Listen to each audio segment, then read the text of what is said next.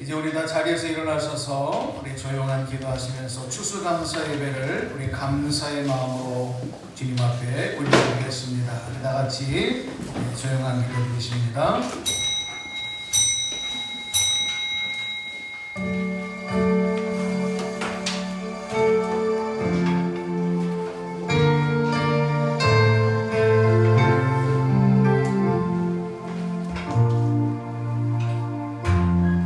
할렐루야. 하나님을 찬양하는 일이 선함이요 찬송하는 일이 아름답고 마땅하도다. 여호와께서 예루살렘을 세우시며 이스라엘이 흩어진 자들을 모으시며 상심한 자들을 고치시며 그들의 상처를 싸매시는도다. 그가 별들의 수요를 세시고 그것들을 다 이름대로 부르시는도다. 우리 주는 위대하시며 능력이 많으시며 그의 지혜가 무궁하시도다. 아멘. 하나님 감사합니다. 오늘도 저희들에게 감사의 절기를 허락하소서. 매일매일 매 순간이 감사지만 특별히 이 시간 저희들이 다시 한번 하나님 앞에 감사를 고백하고 영광과 존귀로 예배하게 하시니 다시 한번 영광을 올려드립니다. 하나님, 이 시간 우리 예배를 기뻐 받아주시고 우리가 하나님의 은혜 안에서 마음껏 기뻐하고 즐거워할 수 있는 복된 시간이 되게 하여 주옵소서. 주님께 막 감사드리며 예수님의 이름으로 기도드리옵나이다. 아멘. 587장을 찬송하겠습니다.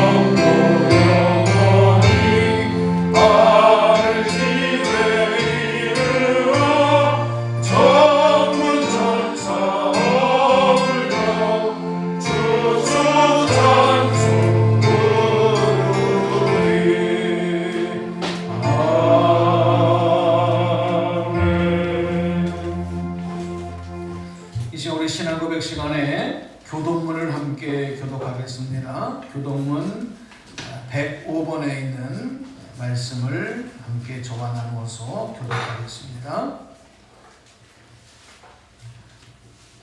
교동문 105번 감사절 1번입니다. 교독하겠습니다. 여호와께 감사하라. 그는 선하시며 그 인자하심이 영원하니로다. 여호와께 감사하고 그의 이름을 불러 아뢰며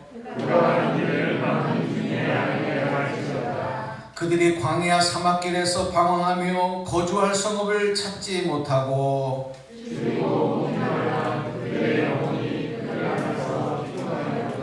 이에 그들이 근심 중에 여호와께 부르짖음에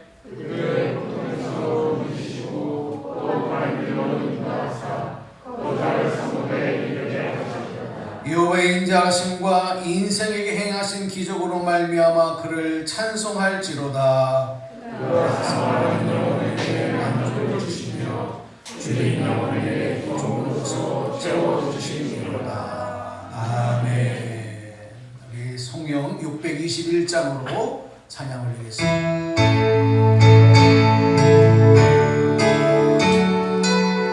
찬양하라 내 영혼아, 찬양하라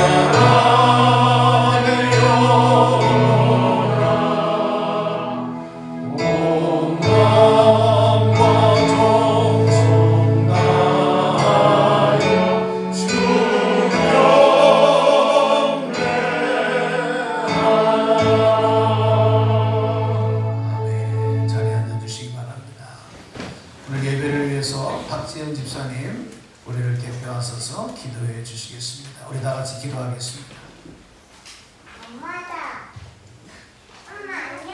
할렐루야. 이 땅의 빛과 어둠으로 성장과 쉼을 끊임없이 제공하시며 은혜를 베풀어 주신 하나님 아버지, 많은 혼란 속에서도 변함없이 수고의 곡식을 거두게 하시고 첫 열매를 드릴 수 있음에 감사드립니다. 아멘. 이토록 우리를 먹이고 입히시는 일에 신실하시며 성실하신 하나님이신데 마라의 쓴물을 마주한 그들처럼 눈앞의 괴로움만을 토로하며 하나님과의 교제가 소원해지고 있음을 회개합니다.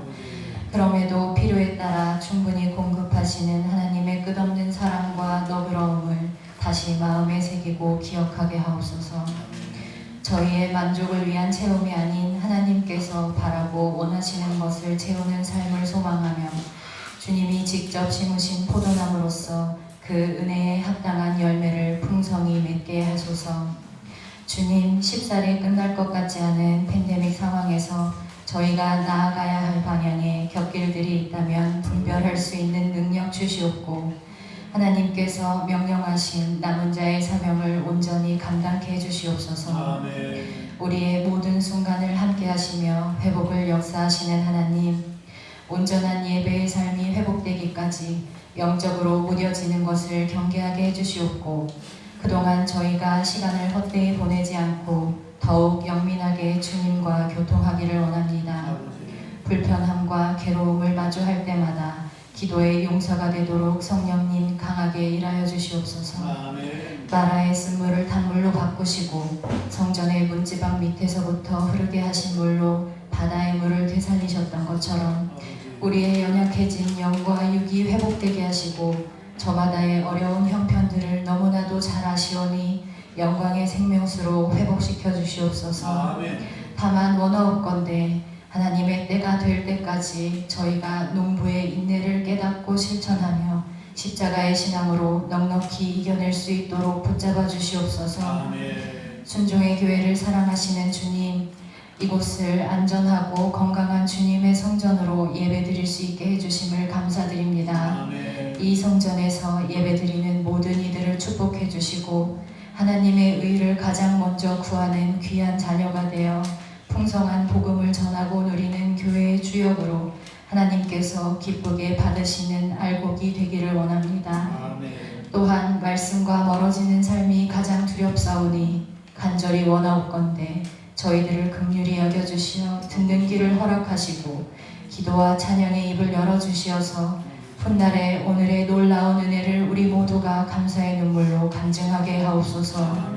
이 시간 전혜성 목사님을 통해 선포되는 말씀에 강한 생명력을 불어넣어 주셔서 그 말씀으로 이번 한 주간도 호흡할 수 있게 해주시옵고 날마다 풍족한 은혜의 담비를 부어주시며 목사님 네 분의 건강의 축복 또한 베풀어 주시기를 간구드립니다.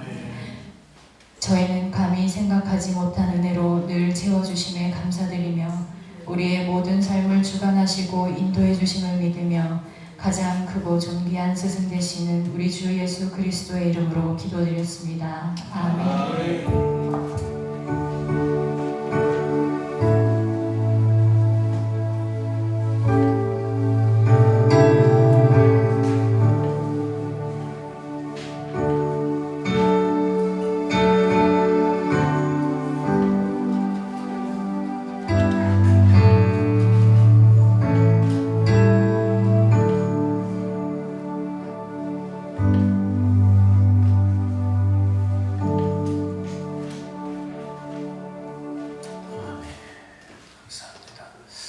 자, 이 시간 우리 하나님의 말씀 앞으로 나아가는 시간입니다. 오늘 우리 추수감사 예배는 우리 다음 세대 어린이들과 함께 연합으로 예배드리고 있습니다. 여러분들 예배를 위해서 또 우리 더욱 정성된 마음으로 하나님께 찬송하고 또 말씀에 집중하는 그런 시간이 되었으면 좋겠습니다. 우리 206장 찬송하면서 주여 나에게 말씀하옵소서. 우리 소망하고 우리 결단하는 마음으로 찬양하겠습니다. 말씀은 주님의 귀한 말씀은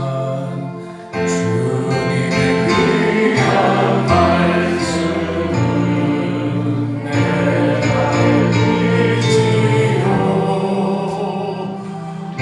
목마른 사막 위에서 샘물과 파도가 나의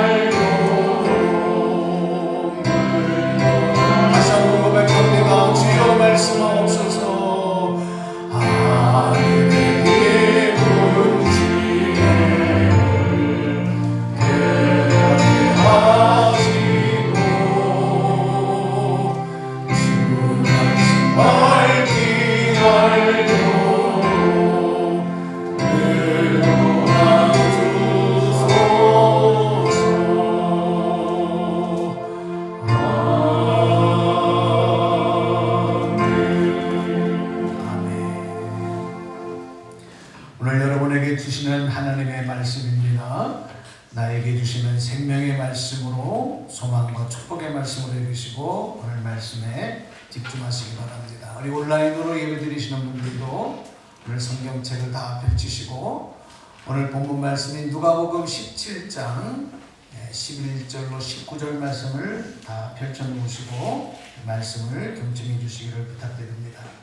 자, 오늘 본문 말씀인 누가복음 17장 11절로 19절 말씀을 봉독해 드리겠습니다. 예수께서 예루살렘으로 가실 때에 사마리아와 갈릴리 사이로 지나가시다가 한 마을에 들어가시니 나병 환자 10명이 예수를 만나 멀리 서서 소리 높여 이르되 예수 선생님이여 우리를 불쌍히 여기소서 하거늘 보시고 이르시되 가서 제사장들에게 너희 몸을 보이라 하셨더니 그들이 가다가 깨끗함을 받은지라. 그 중에 한 사람이 자기가 낳은 것을 보고 큰 소리로 하나님께 영광을 돌리며 돌아와 예수의 발 아래 엎드려 감사하니 그는 사마리아 사람이라. 예수께서 대답하여 이르시되 10사람이 다 깨끗함을 받지 아니하였느냐? 그 9은 어디 있느냐? 이 이방인 외에는 하나님께 영광을 돌리러 돌아온 자가 없느냐 하시고 그에게 이르시되 일어나 가라 내 믿음이 너를 구원하였느니라 하시더라. 아멘. 오늘 추수감사절을 맞아서 오늘 주님의 전에 함께 나와 예배드리시고 또 가정에서 온라인으로 예배드리시는 모든 분들에게 더 풍성한 감사의 열매가 맺혀지기를, 그래서 하나님께 더 많이 감사하시기를, 영광 돌리는 복된 삶이 되시기를 주님의 이름으로 축원합니다.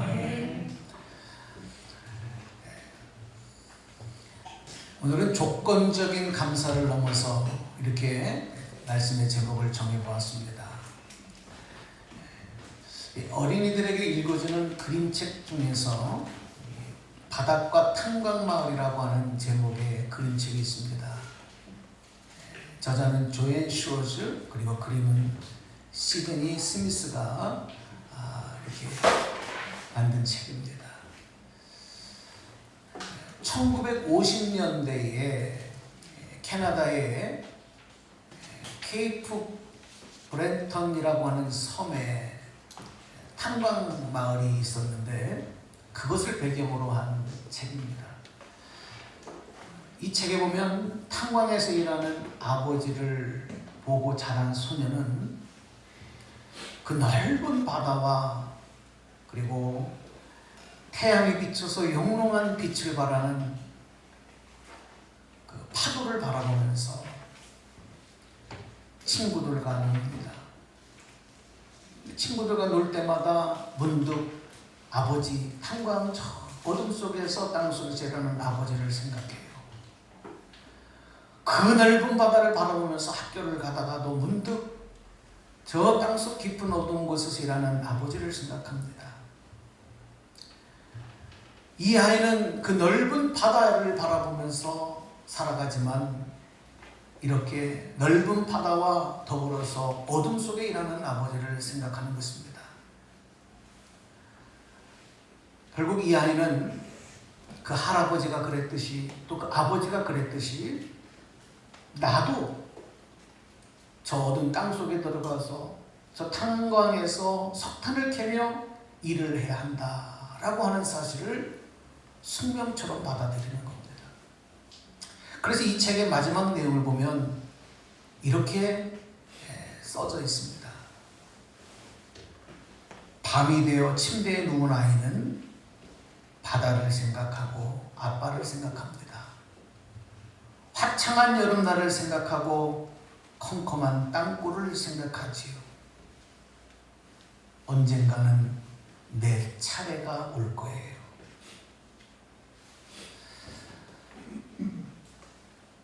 그 당시에 이 탄광은 이 바다 밑으로 수마일을 뻗어 있었다고 합니다. 그래서 그 지하에 석탄을 옮기는 그 수송을 말들을 통해서 했다고 하는데, 한번 어두운 이 땅속 탄광으로 들어간 말들은 평생을 거기서 일하다가 죽어서야 나올 수 있었다고 합니다. 이유는 뭐냐면 그 어두운 땅속에 들어가 일하던 말들이 밖으로 나오면 강한 빛 때문에 눈이 멀어서 볼 수가 없기 때문에 한 번 들어간 말은 다시는 밖으로 나올 수가 없었다는 것입니다. 저는 오늘 이 말씀을 여러분 앞에 말씀 서두에 드리면서 어쩌면 우리가 이 탄광마을에서 자란 소년처럼 그 탄광 어둠 깊은 땅속에 끌려 들어가서 일하다가 죽어서야 밖으로 나올 수 있었던 말들처럼 어쩌면 우리는 그런 의식과 또 족쇄의 환경, 의식의 족쇄, 환경의 족쇄에 갇혀서 살고 있지는 않는가, 그런 생각을 해보게 되었습니다. 우리가 살아가는 세상은 돈이면 모든 것이 다 되는 물권주의, 사람 중심적인 인본주의, 그리고 욕심, 어떻게 해서든지 내가 행복해야 되고 나를 만족시켜야 된다고 하는 이런 탐욕, 이런 어둠의 동굴에서 헤어나오지 못하게 만드는 일들이 바로 이런 물권주의나 인본주의나 탐욕이 아닌가. 그래서 우리는 이 넓은 하늘을 바라보고 미래의 아름다운 소망의 날들이 너무너무 많은데도 불구하고 이런 탐욕의 굴로에 갇혀서 벗어나지 못하고 살아가는 모습들이 너무 많다. 그런 고민을 하게 되는 것입니다. 세상은 발달하는 것 같지만 점점 우리 인간의 영혼과 육체가 병들어가고 있습니다. 알 수 없는 질병들이 더 많아지고 있습니다. 인간의 수명은 100세 시대가 되었다고 하지만 삶의 질은 점점 떨어지고 인생의 만족도 행복은 점점 시들어가고 있습니다. 인간의 산만이 아닙니다, 여러분. 자연도 환경도 점점 병들어가고 있습니다. 그로 인해서 얼마나 많은 자연재해들이 일어나고 있는지 몰라요. 나는 다음에 우리 자녀들이 자라날 세대, 그때 그 환경 세상을 생각하면 가끔가다 가슴이 턱턱 막혀요. 저 아이들이, 어린 아이들이 자라날 세상은 과연 어떨 세상일까? 지금도 이런데 얼마나 많은 환경재해가 전 세계적으로 일어나고 있는지 모릅니다. 그리고 오늘 지금 우리가 겪고 있는, 전 세계가 겪고 있는 이 코로나19의 바이러스와 같은 이런저런 전염병들도 다 이런 맥락에서 발생하고 우리를 고통스럽게 만들고 있는 것입니다. 그럼에도 불구하고 우리는 여전히 우리의 삶을 붙들어 매고 있는, 우리를 닫아놓고 있는 이런 생각과 환경, 이 안에 갇혀서 몸부림치고 비명을 지르고 고통스러워하지만 뛰쳐나올 용기를 갖고 있지만, 이게 오늘 우리들의 현대를 살아가는 사람들의 모습이라 감히 이렇게 말씀을 드릴 수 있습니다. 예. 이 고든 맥도날드 목사님께서 쓰신 책 중에 내면 세계의 질서와 영적 성장이라는 책이 있어요. 이 책 보면 이 사람을 두 부류의 사람으로 나누는데, 첫 번째가 드라이브 피플입니다. 그리고 또 하나가 콜드 피플. 이렇게 두 부류로 나눠요. 좀 설명을 드리면, 드라이브 피플이라고 하는 것은, 그런 사람은 어떤 사람이냐, 아무런 방향 감각이 없이 정신없이 살아가는 사람, 그런 사람들은 드라이브 피플이라고 했어요. 그리고 콜드 피플은 하나님의 부르심을 받고 하나님의 일을 삶의 목표로 삼고 또 하나님의 인도하심을 받으며 살아가는 사람이라고 이야기했습니다. 여러분, 우리가 한동안에는 열심히 살아야 된다는 것을 얼마나 강조했는지 몰라요. 열심히 하면 성공한다. 열심히 하면 그 대가가 있다. 그런데 더 중요한 걸 가르치지 않았어요. 왜 그렇게 해야 하는가 하는 그 의미, 그것을 발견하지 못한 채 삶의 의미, 삶의 방향, 감각이 없이 그저 열심히만 살아가게 되면 그 결과는 어떻게 되느냐? 모르겠습니다. 물질적으로는 뭔가 좀 풍요로워지고 삶은 안정될지 모르지만 결국 행복이라는 것은 없어요. 허무만 남게 되고 자신의 인생을 비관만 하게 되는 거예요. 우울증에 걸리고 살아야 할 이유와 목적을 상실해버려요. 그러니까 여러분, 이 세상은 점점 자살률이 높아져가고 인생을 비관하는 사람들이 많아져가는 거예요. 따라서 우리가 이 콜드 피플로 살아가기 위해서 회복해야 될 것은 무엇이냐? 우리가 꼭 실천해야 될 삶의 요소가 뭐냐? 이 고든 맥도날드 목사님은 그것이 바로 감사다, 이렇게 이야기하고 있습니다. 저는 오늘 추수감사절을 맞이해서 가장 어리석은 사람은 어떤 사람일까? 가장 어리석은 사람, 가장 어리석은 인생을 사는 사람은 어떤 사람일까? 그렇습니다. 감사의 마음과 감사의 고백을 잃어버린 채 살아가는 사람이 가장 어리석은 사람. 하나님께서는 우리가 그렇게 되지 않도록 하시기 위해서 특별히 사랑하는 택한 백성들에게 감사의 절기를 명령하셨어요. 이 감사의 절기는 반드시 너희들이 감사한 마음으로 하나님 앞에 나와서 제사하고 감사를 회복해라. 감사의 절기를 통해서 감사의 삶을 돌아보고 결단하고 실천하는 삶으로 인도하시는 것이 하나님의 뜻이라는 거예요. 왜? 그것이 우리가 행복할 수 있는 비결이고, 그것이 곧 하나님의 영광받는 길이기 때문에 여러분 깨닫고 믿으시면 아멘하시기 바랍니다. 그래서 감사한 삶이 가장 축복되고 행복한 삶이며 가장 큰 은혜를 누릴 수 있는 비결인 거예요. 여러분 지금 불행하신 분이 있습니까? 지금 우울하신 분이 있습니까? 삶의 기쁨과 소망을 잃어버린 사람이 있습니까? 삶의 의미와 목적을 잃어버린 사람이 있습니까? 여러분 치료된 하나인 것입니다. 억지를 하고 감사할 수 있는 조건을 찾아내시고 감사를 실천하시다 보면 여러분 치료되는 줄로 믿으시기 바랍니다. 그것밖에 없어요. 예수님께서 예루살렘으로 가시는 길에 한 마을에 들어가셨을 때 10명의 문둥병자들이 예수님을 보고 멀리서 알아봅니다. 그리고 그들이 큰 소리로 외쳤어요. 예수 선생님이여, 예수 선생님이여, 우리를 불쌍히 여기소서. 왜 그들이 멀리서 소리쳤냐면 문둥병자들은 정상적인 사람에게 가까이 올 수가 없었기 때문에 멀리서 큰 죄다. 저는 그들의 소리침이 그들의 삶의 절규였다고 생각합니다. 예수 선생님이여, 우리를 불쌍히 여겨주소서. 이 얘기는 다시 말하면 제발 좀 살려주십시오. 이를 보시고 예수님께서 그들에게 뭐라고 말씀하시냐면 다른 말씀하지 않고 가서 제사장들에게 너의 몸을 보여라.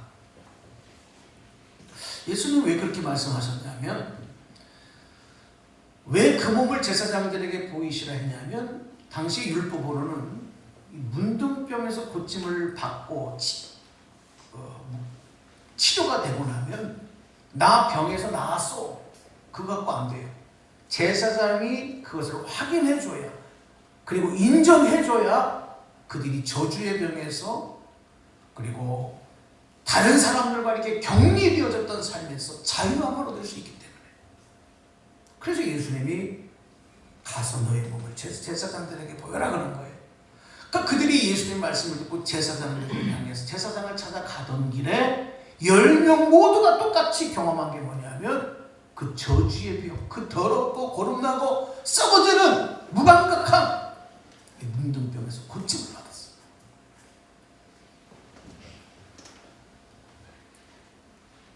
그런데 그 중에 10명 중에 한 사람, 유대인이 아닌 사마리아 사람, 이방인 취급을 받던 사마리아 사람 출신의 문둥병자만 한 사람만 자기의 나은 것을 보고 큰 소리로 하나님께 영광을 돌렸다 그랬어요. 그리고 돌아와서 예수님 발 앞에 엎드려서 감사하며 영광을 돌렸어요. 자, 여러분 오늘 말씀을 주목해 보시면 그때 예수님께서 이 사마리아 출신 문둥병자에게 하신 말씀이에요. 오늘 말씀에 17절 18절에 이렇게 기록이 되어 있습니다. 말씀 봉독해 드릴게요. 예수께서 대답하여 이르시되 10사람이 다 깨끗함을 받지 아니하였느냐? 그 9은 어디 있느냐? 이 이방인 외에는 하나님께 영광을 돌리러 돌아온 자가 없느냐 하시고. 아멘. 여러분 이 질문은 누구에게 한 것 같아요? 예수님에게 찾아와서 감사하는 짐이 사마리아 사람에게 하나요? 아니면 찾아오지 아니한 9명에게 하는 것인가요? 여러분, 오늘 이 질문은 바로 저와 여러분에게 하시는 예수님의 질문인 거예요. 오늘 여러분에게 하나님의 은혜와 축복을 경험하고도 감사할 줄 모르고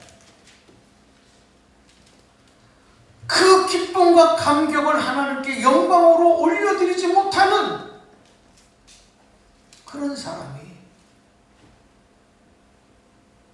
여전히 10명의 문둥병자 중 9대1로 많았던 것처럼 지금도 감사하며 영광 돌리는 사람보다 감사를 잃어버린 채 살아가는 사람이 더 많다는 거예요.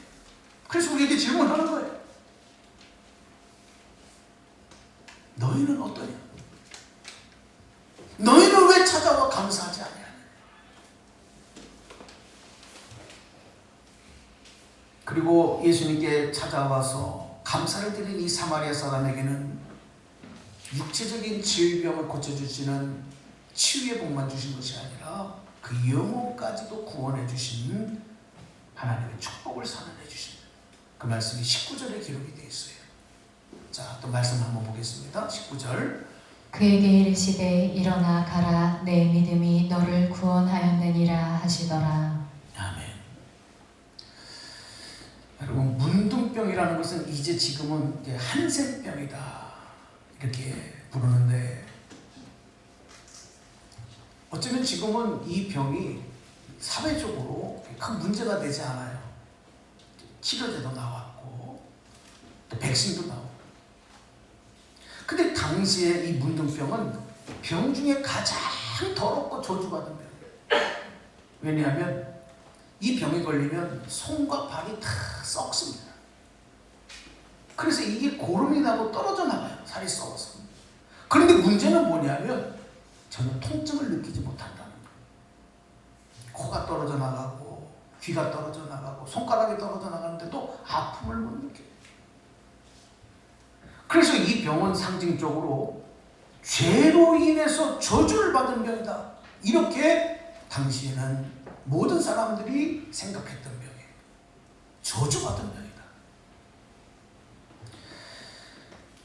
이게 의미하는 게 뭐냐면요, 죄를 짓고도 전혀 감각이 없는 사람, 죄를 짓고도 두려워할 줄도 모르고 부끄러워할 줄도 모르고 그에 대한 심판에 대해서 전혀 무감각한 사람, 이런 사람은 영적으로 문둥병에 걸린 사람과 같다는 거예요. 감각이 없는 거예요. 영적 감각이 죽어버리는 거예요. 다시 말하면 하나님의 절대적인 은혜를 받고도 감사를 모른다.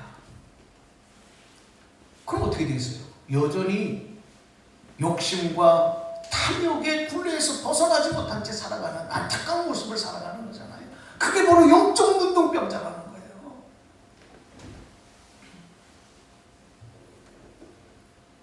이 저주와 탐욕의 굴레에서 벗어나는 길은, 그래서 사망과 심판에서 벗어나는 길, 해방되는 길, 바로 예수 그리스도를 믿음으로만 구원받고 치료될 수 있고 자유함을 얻을 수 있다는 거예요. 오늘 예수님은 바로 이 말씀을 우리에게 선포해 주시기 위한 거예요.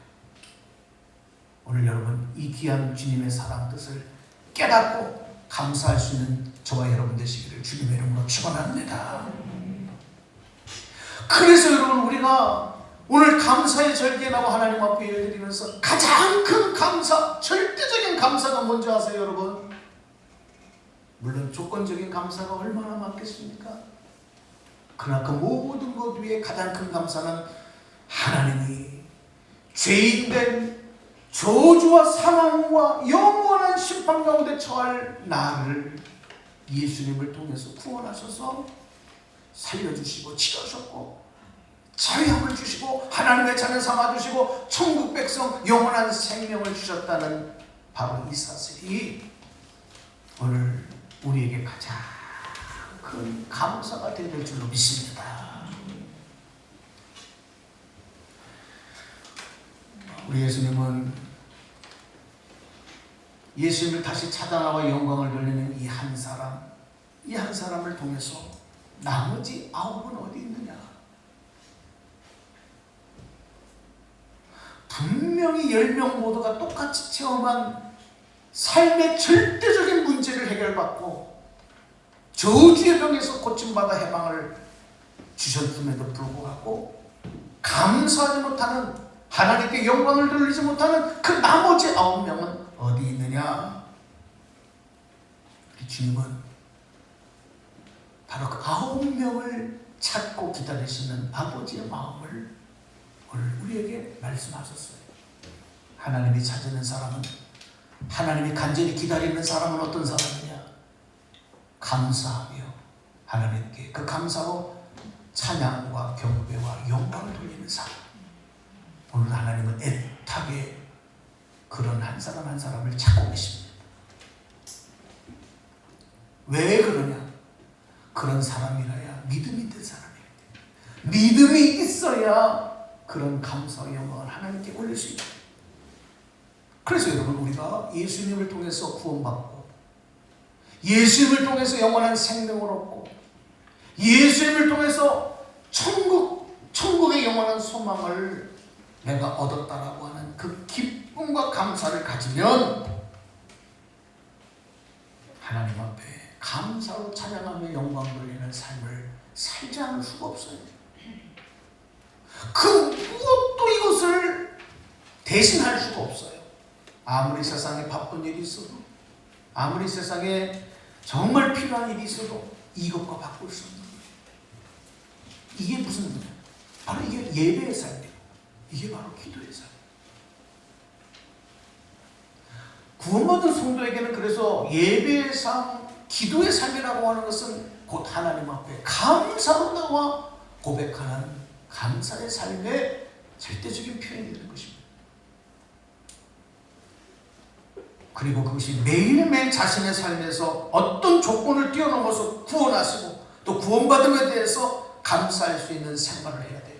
그래서 여러분, 성경에서는 그런 삶을 향해서 우리 다 같이 한번 따라서 복창해 주십시오. 범사에 감사하는 생활. 어떤 일이 있어서만이 아니에요. 어떤 조건이 합당하게 나하고 맞아서만이 아니에요. 그것을 뛰어넘어서 매일매일 삶에서 어떤 조건과 환경에서도 감사하는, 범사에 감사하는 생활을 해라. 그렇게 우리에게 명령하신 것입니다. 여러분, 우리가 어떤 조건만 찾는다면, 어떤 감사의 조건만 찾는다고 한다면 솔직히 우리는 감사할 수 없어요. 아니, 감사할 수 없는 일들이 더 많아요. 그렇게 우리는 연약한 존재입니다. 세상이 우리를 그렇게 만들지 않아요. 세상이 우리를, 사회가 우리를 이렇게 감사하며 살도록 만들지 않아요. 정말 힘들고 어려운 일들이 많습니다. 지금도 그걸 경험하는 사람들이 있을 거예요. 하지만 구원받음에 대한 확신과 믿음만 있으면 나 구원받았다. 하나님 나의 아버지시다. 나 지금 힘들고 어렵지만 나는 영원한 생명을 보장받았다. 하나님 나를 사랑하신다. 여러분, 이 믿음만 있으면 조건적 감사를 뛰어넘어서 범사에 감사하며 하나님을 찬양할 수 있는, 예배할 수 있는, 그리고 절대로 주님을 떠나지 아니하는 하나님의 약속, 주님만 바라보는 삶이 되는 줄로 믿으시기 바랍니다. 그래서 조건적 감사를 뛰어넘는 감사. 데살로니가전서 5장에서 말씀하셨던, 그래서 범사에 감사하라고 하는 이 말씀은 그것이 바로 예수 그리스도 안에서, 예수 안에서 너희를 향하신 하나님의 뜻이다. 그게 하나님의 뜻이라는 거예요. 자, 그런데 현실은 점점 우리가 감사를 잃어가고 있다는 거. 감사에 대해서 무감각해지고 있다는 것, 그리고 그것에 대한 위감도 모르고 있다고 하는 것, 이것은 정말 심각한 영적인 문제예요. 말세에 점점 사람들이 고통당하는 이유는 돈이 없어서도 아니고, 세상이 흉흉해서도 아니고, 이런 전염병이 창궐해서도 아니고, 감사를 잃어버렸기 때문에. 특별히 하나님께 감사하지 못하는 이유 중에 하나는 하나님만 바라보지 아니하고 지금 당장 현재 펼쳐진 환경과 내 처지만 생각하고 바라보기 때문에. 그러면 감사하기 어렵습니다. 아니, 감사보다 원망, 비교, 불평, 이게 우리를 다 지배해오는 거야. 왜 하필이면 이런 병에 내가 걸려야 되느냐? 왜 하필이면 이런 가정에서 내가 태어나야 되느냐? 왜 하필이면 저런 부모가, 내 부모가, 나는 왜 저런 부모에게서 태어나야 돼? 왜 나에게는 이렇게 나쁜 일만 자꾸 생기냐?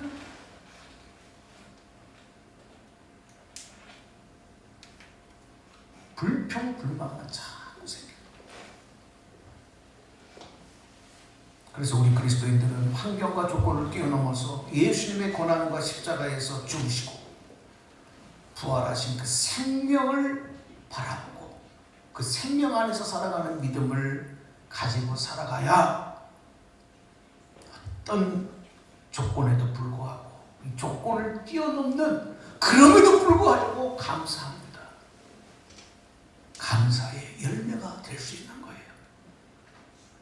오늘 여러분 그 열매 되시기를 축복합니다.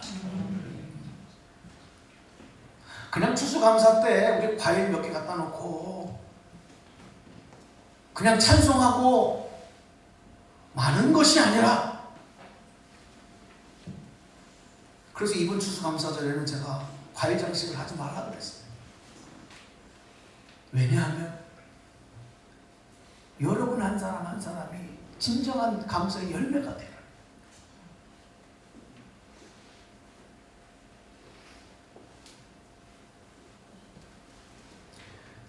그래야 우리가 조건적인 감사가 아닌 진행형 감사가 될 수 있다. 진행형 감사는 한번 저를 따라서 한번 해주실까요? 그러니까 감사합니다. 그럼에도 감사합니다. 그럴수록 감사합니다. 그것까지 감사합니다. 여러분, 이게 진행형 감사예요. 이게 봉사의 감사. 어떤 환경에서든지 건강할 때나 병들 때나 부하거나 가난하거나 형통할 때나 문제가 있을 때나, 이건 여러분 결혼 주례사에서 하는 결혼 주례사의 말만이 아니라 언제든지 계속돼야 될 우리들의 신앙 고백이 돼야 된다. 하나님께서 찾으시는 사람은 그래서 감사하는 사람, 감사하는 사람, 감사로 하나님께 예배하며 영광을 돌리는 사람, 그런 사람에게 하나님은 축복을 가져다 해주시는, 그리고 채워주시고 창고가 차고 넘치는 역사들도 우리들의 삶에서 경험하게 해주시는 거예요. 감사와 불평은 여러분 똑같이 땅속에 묻혀져 있습니다. 그런데 어떤 사람은 그 땅속에서 감사를 캐내는 사람이 있는가 하면, 어떤 사람은 똑같이 땀 흘리고 똑같이 고통을 받으면서 그 땅속에서 불평을 캐냅니다. 열심히 노력은 똑같이 하는데 어떤 사람은 감사를, 어떤 사람은 불평을 캐내요. 금강에서는 금을 캐내기 위해서 땀 흘리고 이래야지, 여러분 쓸데없는 돌멩이만 캐내면 얼마나 헛수고겠습니까? 우리 인생에서도 마찬가지예요. 매일매일 감사라고 하는 보화를 캐내는 바로 그런 인생이 축복된 인생이고 하나님께 영광을 돌릴 수 있는 인생이다. 오늘 이 말씀을 듣는 우리 모든 분들, 우리 어린이들, 청소년들, 그리고 우리 부모님들 모두가 다 여러분의 삶에서 원망과 불평 다 던져버리시고 감사의 보화로 가득 찬 인생 되시기를 주님의 이름으로 축원합니다. 오늘 여러분에게 말씀 한 구절 읽어드릴게요. 시편 50편 22절 23절까지 말씀이에요. 말씀 한번 집중해 보십시오. 하나님을 잊어버린 너희여 이제 이를 생각하라. 그렇지 아니하면 내가 너희를 찢으리니 건질 자 없으리라. 감사로 제사를 드리는 자가 나를 영화롭게 하나니 그의 행위를 옳게 하는 자에게 내가 하나님의 구원을 보이리라. 아멘. 여러분, 조건적인 감사를 뛰어넘어서 진정한 구원의 은혜를 통한 감사를 깨닫는 여러분 되시기를 바랍니다. 그러기 위해서는 조건적인 감사도 할 줄 알아야 돼요. 조건적인 감사도 하지 못하는 사람이 진정한 감사를 깨닫기는 어렵습니다. 그래서 매일매일 삶 속에서 감사할 수 있는 훈련을 해야 돼요. 오늘 목회 칼럼에도 올렸지만 감사의 근육을 키워나가야 돼요. 감사를 자꾸 노력해야 돼요. 그 새벽 성도님들에게 제가 그런 당부를 했어요. 하루에 3번씩 억지로라도 감사할 수 있는 훈련을 해라. 그러다 보면 감사가 점점 습관이 되고 생활화가 되고 그 감사를 뛰어넘는 진정한 감사까지도 나갈 수 있게 되는 것이죠. 그리고 이 진정한 감사를 깨닫고 나면 이 조건적인 감사는 어떤 환경, 어떤 처지에 있어도, 심지어는 고난 가운데 있어도, 죽음 가운데 처했다 할지라도 그 가운데서 그럼에도 불구하고 그럴지라도 그것까지도 감사할 수 있는 놀라운 역사들이 나타나는 거예요. 왜냐하면 이제는 더 이상 내가 사는 것이 아니라 내 안에 계신 하나님의 아들이신 예수님 그 생명으로, 그리고 이 땅에서 우리가 천년만년 살 수 있는 것이 아니라 이 땅에서는 우리가 모두가 다 죽게 되지만 그 이후에 영원한 생명을 보장받았으니, 그리고 영원한 하나님의 나라가 나에게 보장되었으니 어찌 감사하지 않을 수가 있겠는가. 오늘 이 말씀을 추수감사절 메시지로 여러분에게 드리면서 다시 한번 조건적 감사를 뛰어넘어서 진정한 감사로 나아가는 축복의 삶, 하나님이 찾으시는 삶, 하나님 기뻐 받으시는 삶 사는 여러분 되시기를 주님의 이름으로 축원합니다. 축복합니다. 기도하겠습니다. 하나님 감사합니다. 오늘 조건적 감사를 넘어서 이렇게 말씀을 가지고 은혜를 나눴습니다. 하나님께서 우리에게 그 놀라운 은혜를 주셨음에도 불구하고 문둥병자들이 10명이 동시에 평생의 저주의 병에서 고침을 받았음에도 감사하지 못했던 9명처럼 우리가 감사 믿고 살았던 적이 얼마나 많은지 모르고, 무엇을 감사해야 될지도 모르고, 감사의 무감각증에 걸려서 감사해야 될 그때조차도 원망과 불평으로 살았던 적이 얼마나 많은지 모르고, 세상의 헛된 것에서만 행복과 기쁨과 만족을 구했던 적도 많습니다. 오늘 이 말씀을 듣고 다시 한번 감사가 회복되어지고 진정을 하나님 주시는 축복을 누리는 감사의 산 열매들이 될 수 있도록 복을 내려 주옵소서. 예수 그리스도의 이름 받들어 감사하며 기도드리옵나이다. 아멘. 이 시간은 봉헌 시간입니다. 우리 준비하신 예물, 특별히 추수감사 예물로 봉헌하겠습니다. 589장 찬송을 찬송하고 마지막 절은 다 일어나셔서 봉헌합니다. 589장. 넓은 너희는 곳이 하늘을 그리고 태양빛 양빛인 거다 너희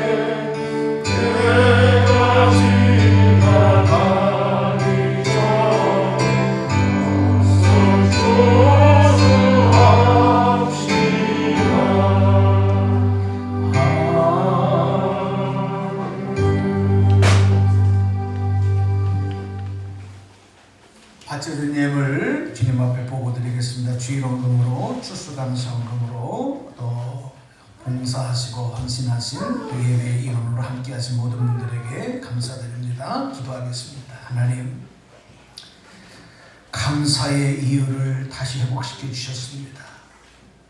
감사가 곧 축복이라는 것도 알려주셨습니다. 우리가 땀 흘려 일하는 삶의 현장에서 원망과 불평을 캐내는 인생이 아니라 감사의 고안을 캐내야 되는 것이 하나님의 뜻이고 우리들의 삶의 목적이 되야 되는 것도 알려주셨습니다. 우리가 감사의 산 열매가 되어야 되는 그 고백을 가지고 오늘 추수감사 예배로 또 추수감사 예물로 그리고 각종 헌금과 그리고 헌신 봉사함으로 주님께 올려드립니다. 주님 기뻐 받아 주시옵소서. 이 예물이 쓰여지는 곳마다에서 하나님의 나라 하나님의 구원이 일어나게 하시고 예물을 드린 손길들 그 마음에 더 큰 감사의 믿음 주셔서 저들의 삶에 차고 넘치는 하나님의 영광과 기쁨을 맛보고 누리고 주님께 또다시 영광 돌리는 삶이 되도록 복을 내려 주옵소서. 힘들고 어려운 삶의 현장에 있는 이들이 있습니다. 육신의 질병으로 고통받는 이들, 물질의 문제, 직장 사업장의 문제로 자녀들로 인해서 또 여러 가지 인간관계의 문제로 인해서 어려움 당한 이들, 하나님 그러나 감당할 수 있는 힘 주시고 믿음으로 이겨내게 하시고 치료되게 하여 주시고 회복시켜 주시고 감사의 간증으로 바뀌게 하여 주시옵소서. 시험 이제 수능 시험을 얼마 남지 아니하고 대학 입시를 위해서 준비하는 수험생들, 고3 학생들 주님 기억하시고 한 사람 한 사람 붙들어 주시고 지치지 않게 하시고 연약하지 않게 하시고 담대함 주시고 좋은 결과를 하나님께 영광 돌리게 하여 주옵소서. 온라인 예배로 예배드리는 사랑하는 성도들의 가정 위에 그 예배 가운데 하나님 임재하시고 기름 부어주시며 아버지여 갑절로 주님을 찬송하며 영광 돌리게 하여 주옵소서. 예수님의 이름으로 축복하며 기도 드리옵나이다. 아멘. 아멘.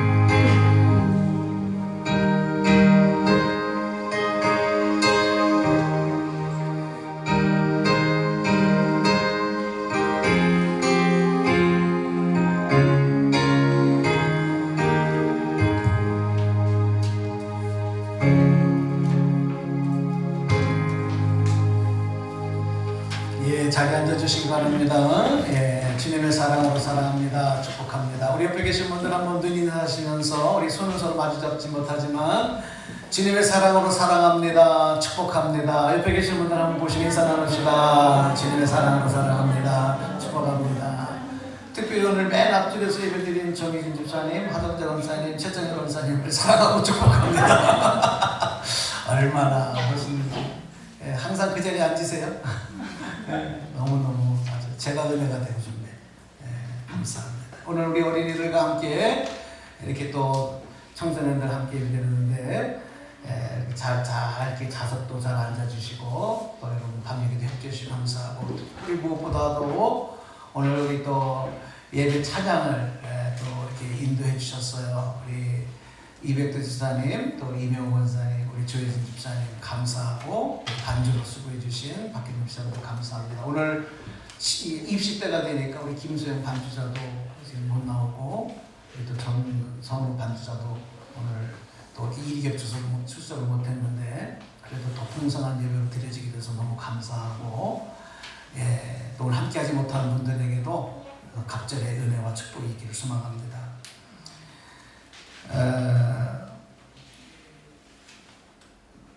오늘 특별히 지난주에 민영 원사님이 추수감사 강단장식 어떻게 할까요? 하고 물어보셔서 이번 주는 안 했으면 좋겠습니다. 이렇게 얘기를 했어요. 이번 해는 왜냐하면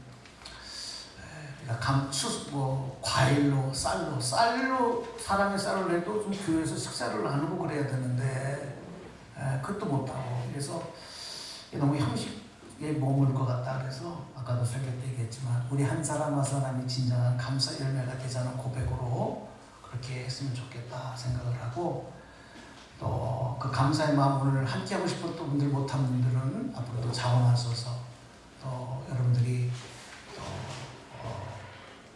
교회를 위해서 또 여러 가지 일들을 위해서 여러분이 또 자원하셔서 협력하시면 될 줄로 압니다. 내년에 또 교회 카렌다로 자원하시는 분 다음 주에 광고하겠습니다만은 또 봉헌하실 분들은 미리 말씀해 주시면 좋겠고 또 매주일 우리가 식사를 하지 못하니까 이렇게 또 감사하는 분들이 계시면 매주일 작은 간식이나 이렇게 나눔으로 돌아가실 때 좀 나눠드리는 것도 괜찮겠다. 뭐 여러 가지 이렇게 생각들을 하는데 여러분들이 그런 마음들이 있으신 분들은 말씀해 주시면 좋겠습니다. 그래서 어쩌면 또 한 번 장식했다가 없어지는 장식물보다 더 의미가 있지 않겠는가, 그리고 오래 갈 수 있지 않겠는가 그런 생각도 해보게 되죠. 우리 주일 어린이 예배, 청소년 예배 계속해서 우리 모이고 있는 분들 연합으로 예배 드렸고 또 다음 주에는 우리 어린이들은 오전 10시에 청소년들은 오후 3시에 현장 예배로 드리고 온라인 예배로 드리도록 그렇게 하겠습니다. 오늘도 이렇게 강단 미화로 봉헌해 주신 손길 감사를 드리고요. 참 감사하고 마지막 한 가지 더 오늘은 우리가 또 성찬식도 생략을 했어요. 서로가 이게 겹치는 일이 있기 때문에 했는데 참 하나님이 참 살아계시다 하는 것을 느꼈는데 지난주에 전화 통화를 받았습니다. 이름도 말씀하지 않고 그냥 이 지역에 사시는 분이다. 그리고 어느 모교회 나가시는 분이다. 성도님이다. 얘기를 하시면서 다짜고짜 그래요. 목사님 교회 어려운 일이 없으신가요? 많이 어려우시죠? 그래서 제가 이분이 뭐 하는 사람이 누군지도 모르니까 왜 그러세요? 우리 교회만 뭐 어렵겠어요? 지금 한국 교회가 다 코로나로 어렵지. 그랬더니 기도하는데 지역 교회들이 코로나로 많이 어려움을 당하겠구나 그런 마음을 자꾸 주신다는 거예요. 그래서 이 앞을 지나다닐 때 우리 교회를 계속 주목하고 또 기도한 적이 있었는데 교회 오시진 않았지만 그래서 작은 마음을 좀 나누고 싶습니다. 그래요. 그래서 어려우시죠? 또 물어봐요. 그래서 안 어려워요. 그러면 또 안 하실 것 같아가지고 다 어렵지요. 그럼 제가 그런데 성함이라도 좀 알려주시죠. 이름도 그럼 직분이라도 됐어요. 그러면서 우리 교회 교인도 아니고 이름도 밝히지도 않고 그러면서 온라인으로 헌금을 하시는 거예요. 제가 깜짝 이게 정말 주님 주신 마음이 아니면 본인이 다니는 교회에 헌금을 할 텐데 참 이런 은혜들이 있구나. 그래서 제가 너무 감사했고 그리고 이런 마음들이 오늘 살아있는 마지막 이 시대의 남은 자들의 교회를 향한 염려하는 그런 마음이다. 그래서 여러분 우리 본교회 여러분이 속한 교회를 위해서도 더 많이 기도하고 또 주변에 어려움 당하는 교회들이 많습니다. 그래서 그들을 위해서도 같이 기도할 수 있는 마음. 광고가 조금 길어졌는데 여러분 이해하시고 다른 행사가 오늘 없어요. 오후 행사도 없고 식사도 없고 이러니까 조금 말씀을 드렸습니다. 오늘 돌아가실 때 교회에서 감사의 떡을 준비했습니다.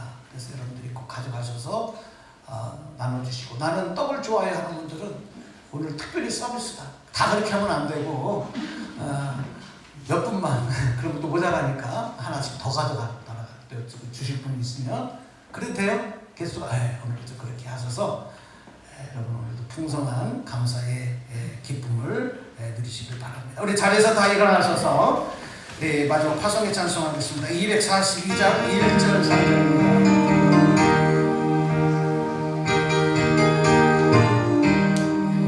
황무지가 장미꽃같이 피는 것을 볼 때에 소망의 노래 부르며 거룩한 길 달리니 거리 거룩한 길에 거룩 구름 없으니 나와 같이 말고 거룩한 길 달리니 마른 땅에 샘을 떠주고 땅에 샘을 떠지고 사막에 물을 때 그리고 찬송 부르며 거룩한 길 달리니 거리 거룩한 길에 거룩 구름 없으니 낙과 같이 맑고 맑은 거룩한 길 달리니. 축복하겠습니다. 이제는 우리 구주 예수 그리스도의 은혜와 하나님 아버지의 크고 넓으신 사랑과 성령님 내주 인도하심이 오늘 추수감사절 조건을 뛰어넘어서 진정한 감사를 깨닫고 그 감사를 통해서 범사에 감사하기를 다짐하며 다시 우리 삶의 현장으로 나가는 사랑하는 성도들 머리 위에 오늘 함께 연합으로 예배드리는 어린이들, 청소년들 위해 우리 가정의 자녀들 위해 자손들 위해 이 나라 이 사회를 위해 마지막까지 주님 바라보고 어떤 어려움과 고난도 극복하며 나가는 성도들의 삶의 믿음의 행진 위에 이제로부터 영원까지 함께 하시기를 간절히 축원하옵나이다. 아멘.